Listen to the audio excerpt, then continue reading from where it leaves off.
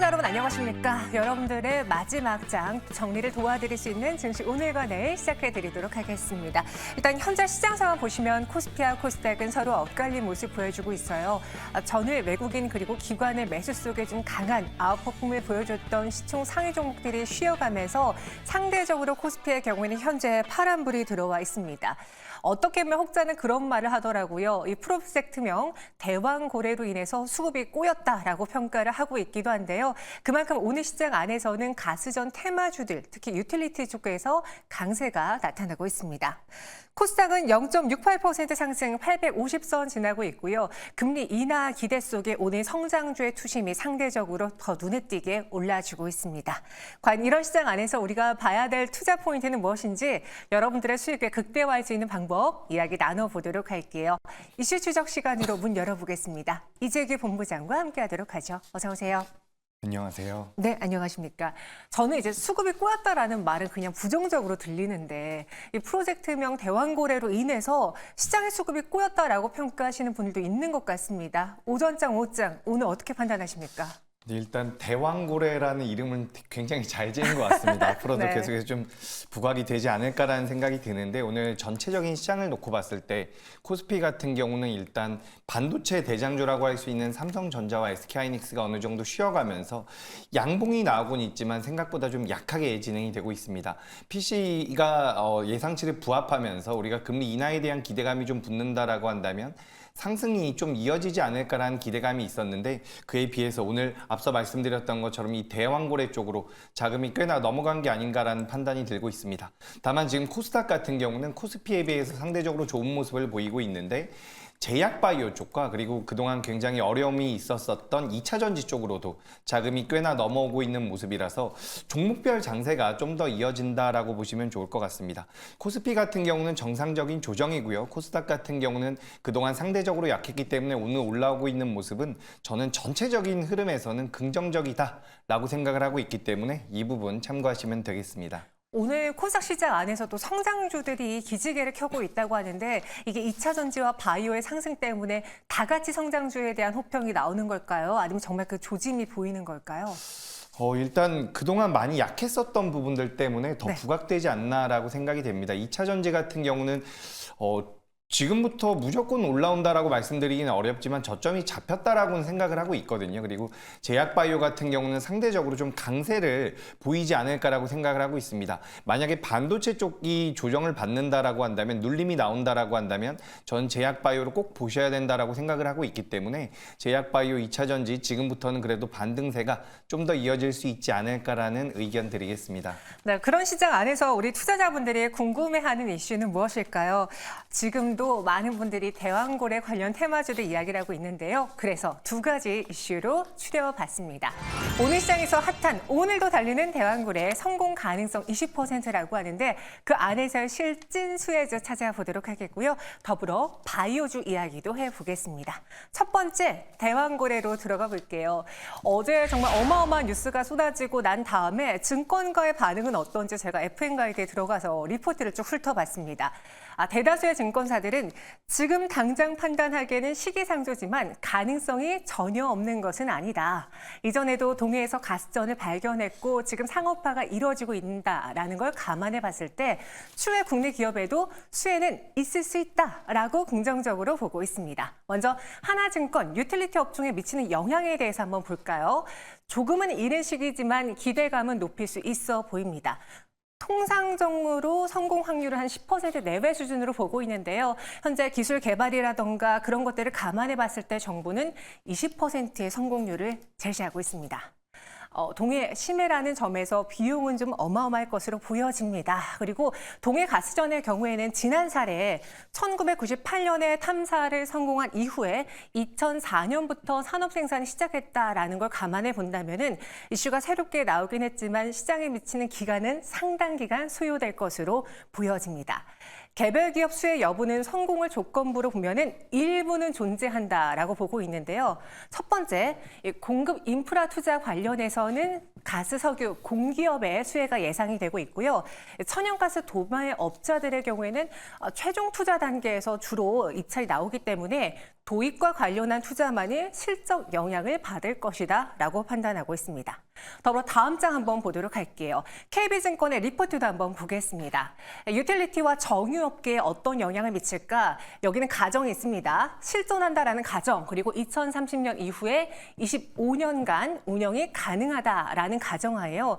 정유의 경우에는 정제마진 방어가 가능하고 NCC의 경우에는 고효율 ECC 2기를 증설할 수도 있다라고 판단하고 있습니다. LPG는 연간 국내에서 사용하는 연간 전체 생산량이 27%가 대체 가능하다라고 판단하고 있고요. 그리고 하이투자증권에서는 조선에 대한 의견으로요. 아직은 이른 단계지만 장기적으로 한국 조선사들의 수혜가 가능하다. 첫 번째, 유전 탐사 시출을 위한 국내 조선사들이 여기에 투입될 수 있다. 대표적으로 하나오션을 콕 집어서 이야기를 했고요. 해당 유전가스 채굴 시 동해 심해 특성상 FLBG 사용이 가능하다. FLNG입니다. 사용이 가능하다라고도 평가를 하고 있습니다. 이런 시장 안에서 우리가 무엇을 봐야 될지 이재규 본부장님. 예. 사실 지금 정확한 것은 없기 때문에 여러 가지 설들이 난무하잖아요. 개인적인 의견은 어떠십니까? 네, 일단 뭐 관련되어 있는 종목군들이 굉장히 큰 변동성을 보이고 있습니다. 어제 같은 경우는 뭐 유류 도소매 관련되어 있는 기업들, 가스 관련되어 있는 기업들, 그리고 뭐 밸브, 피팅 관련되어 있는 기업들 굉장히 많이 움직였는데 우리가 일단 이 기업들에 관련돼서 뭐 지금 당장에는 저는 일단 테마로 보는 게 맞지 않을까라고 생각을 하고 있습니다. 우리가 과거의 사례에서 찾아봤듯이 우리가 이 부분들이 앞으로 수년 걸릴 가능성이 굉장히 높아요.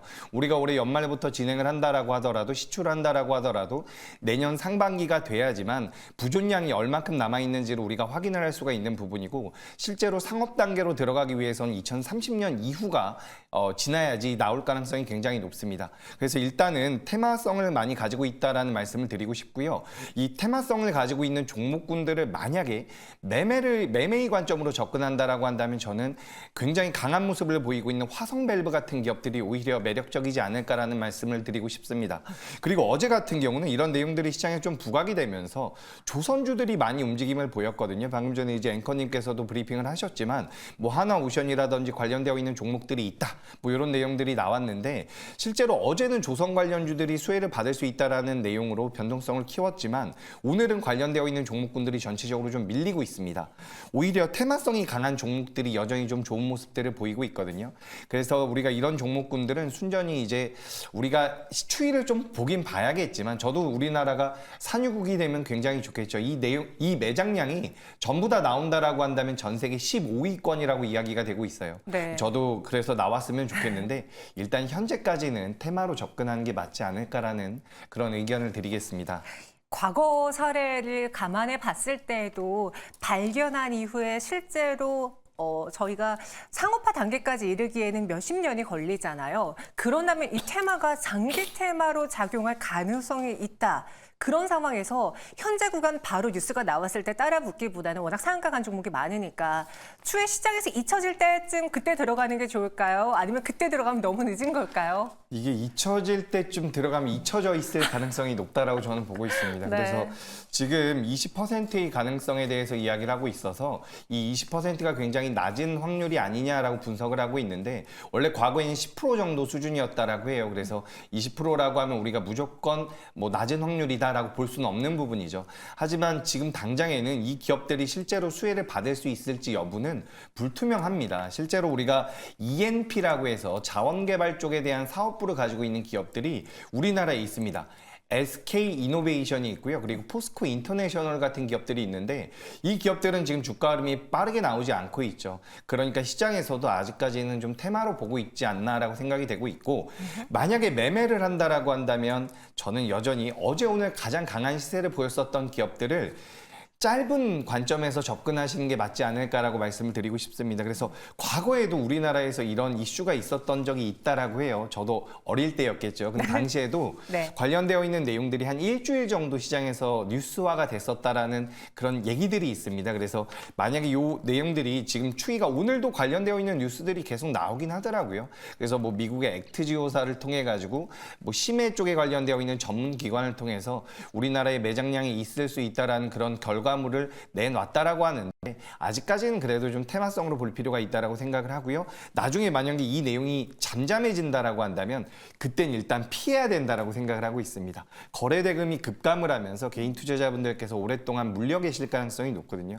그래서 오히려 부각이 될 때 트레이딩 관점으로 접근을 하고요. 지금 정부에서 이야기하고 있는 부분으로는 연말에 이제 시추를 시작할 가능성이 높다라고 하니까 네. 그때 가서 다시 한번 부각되면 그때 역시 트레이딩 관점으로 접근하는 게 어떨까라는 그런 의견 드리겠습니다. 완벽하게 시장에서 관심이 없을 때 충분히 가격 조정을 받았다 싶고 들어간다면은 여러분들은 너무 뒤늦게 들어간 것일 수도 있습니다. 그리고 이 테마주를 공략하기 위해서는 지금 후발주를 찾는 것보다는 원체 시장에서 선택한 대장주 위주로 좀 단기 트레이딩 관점에 접근하는 게 어떻겠느냐라는 투자 의견도 주셨는데 반대로 오늘 시장 안에서 하락 테마에 원전 테마가 있어요. 예. 최근에 이 전력난으로 인해서 돌고 돌아서 마지막 타자가 원전주였는데 갑자기 이 석유 천연가스 이야기로 인해서 좀 힘을 잃고 있는 모양새거든요. 당분간 이런 시속 게임 벌어질까요?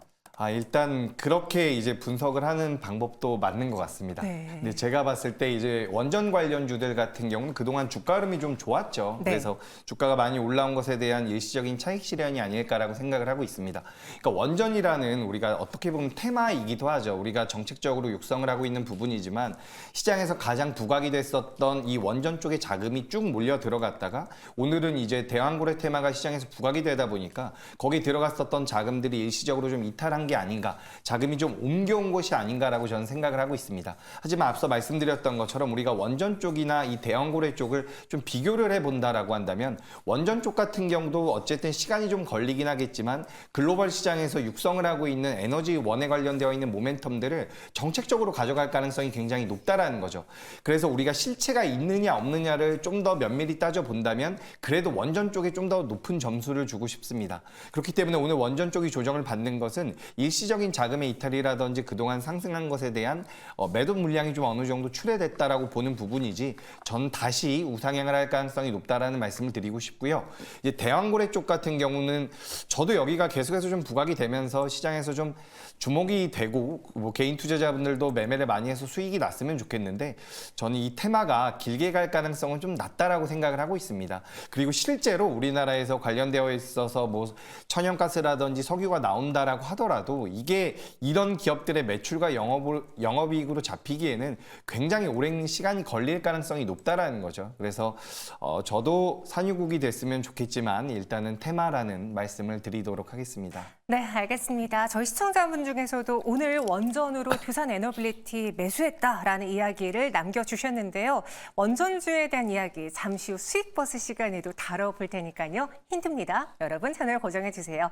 이어서 두 번째 시장의 이슈 가보도록 하죠. 말씀드린 것처럼 오늘 성장주들의 강세 속에 특히나 바이오주들이 뜨겁게 움직이고 있습니다. 코스닥이 빨간불을 켜고 있었던 배경에도 바이오와 2차 전지가 있겠죠. 뭐 여러 가지 이벤트들이 있는데 사실 이 이벤트보다 중요한 건 알테오젠의 주가인 것 같아요. 현재 어떤 시세를 보여주고 있는지 오늘 일중 차트 한번 보겠습니다. 알테오젠 무려 17.84% 급등 나타내면서 24만 4,500원까지 올라왔습니다. 계속 상단을 높여가고 있는데요. 지금 많은 분들이 알테오젠 이야기뿐이에요. 본부장님, 예. 채팅방에서도 이렇게 화제가 되고 있는 알테오젠 그리고 오늘 바이오 상승 배경 무엇으로 보십니까? 네, 일단 금리 인하에 대한 기대감이 많이 있지 않나라고 생각을 하고 있습니다. 우리가 지금 알테오젠뿐만 아니라 삼천당 제약이나 HLB 같은 경우도 주가가 잘 올라오다가 한번 조정을 받았죠. 근데 그때 당시에 기업들의 개별적인 그런 몇 가지 이슈가 있었습니다. 알테오젠 같은 경우도 블록딜이라는 이슈가 있었죠. 하지만 공교롭게도 그때 우리나라 바이오 기업들이 꺾였었던 시기가 금리 인하에 대한 기대감이 많이 수면 아래로 가라앉았었던 상황이라는 겁니다. 근데 최근 들어서 이제 PC가 목표치에 부합을 하면서 금리 인하에 대한 기대감이 다시 한번 붙고 있고 그리고 아스코라든지 우리가 지금 앞으로 진행될 학회에서 우리나라 기업들이 굉장히 매력적인 결과물들을 내놓을 가능성이 높다는 내용들이 전체적으로 작용을 하면서 알테오젠이 올라오고 있습니다. 그래서 제가 알테오젠을 우리 방송에서 좀 언급을 드렸던 것 같아가지고 찾아봤더니 제가 지난주 수요일에 매일경제 다른 방송에서 말씀드렸더라고요. 그래서 그때 목표가를 22만 원으로 말씀드렸었는데 네. 알테오젠이 오늘 힘을 내고 있는 부분은 어쨌든 이 SC 제형 변경에 관련되어 있는 모멘텀들이 계속해서 시장에서 좀 부각이 되고 있는 게 아닌가라고 생각이 되고 있습니다. 제형 변경을 통해 가지고 할 수 있는 것들이 굉장히 많아요. 예를 들어 가지고 A라는 면역 항암제가 있다라고 했을 때 그 A라는 물질에 대한 제형 변경도 시도를 할 수가 있고 그 제형 변경을 통해 가지고 효과가 좋다라고 한다면 효능이 좋다라고 한다면 B에도 적용을 할 수가 있다라는 거죠. 그래서 우리가 어떤 식으로 본다라고 한다면 플랫폼 기업이라고도 볼 수 있는 부분이기 때문에 이런 부분들이 시장에서 부각이 될 경우에는 알테오젠 같은 경우는 추가 상승의 가능성이 굉장히 높다라고 보고 있습니다.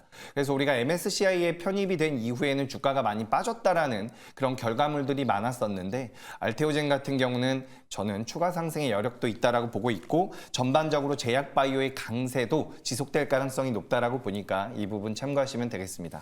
저희 시청자분 중에 한 분이 어머 알테오젠이 미쳤나 봐요라고 이야기를 주실 정도로 주가 상승이 오후 들어서 더 거세지고 있습니다. 오늘장에 매수하신 분들도 계실 텐데 사실 지금 매수를 한다면 약간 고가권에서 따라 들어가는 거잖아요. 그럼 기존에 매수하신 분들과 다르게 상승의 가능성은 있으나 그 목표가 눈높이는 좀 낮추는 게 수익률은 낮추는 게 좋을까요? 정확히 말씀드리자면 지금 신고가를 경신하고 있는 상황이기 때문에 네. 더 갈 수 있습니다. 오히려. 제 생각에는 더 갈 가능성이 높다라고 보고 있고요. 네. 사실 고점을 우리가 예단하는 것은 쉽지 않다라고 말씀을 드리고 싶어요. 다만 이렇게 주가가 많이 올라간 기업들 같은 경우는 꺾였을 때가 중요하죠. 주가가 올라갈 때는 이제 목표가를 좀 더 높이 잡으면서 뭐 25만 원, 26만 원도 이야기를 할 수가 있는 부분인데 주가가 반대로 밀려 내려온다라고 한다면 제 생각에 21만 원을 이탈할 경우에는 대응을 하셔야 됩니다. 그래서 21만 원을 이탈하지 않는 한도 내에서는 저는 알테오젠이 좀 더 우상향을 할 가능성이 높다라는 말씀을 드리고요.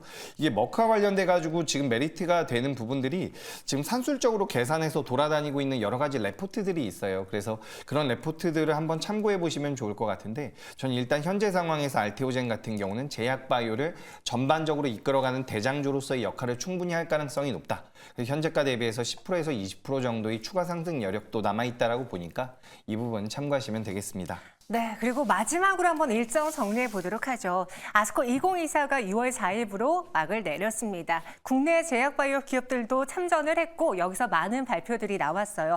어제 가장 시장에서 영향을 많이 미쳤던 건 유한양행 오스코텍이었죠.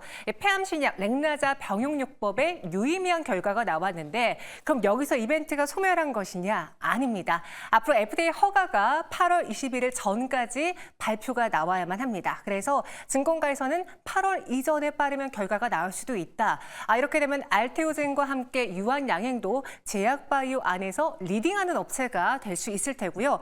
더불어 이 제론의 이메텔스테트 FDA 허가도 6월 16일에 있는데 여기에는 에스파미 원료를 생산한다고 합니다. 그래서 또 수혜주로 묶일 수도 있겠죠.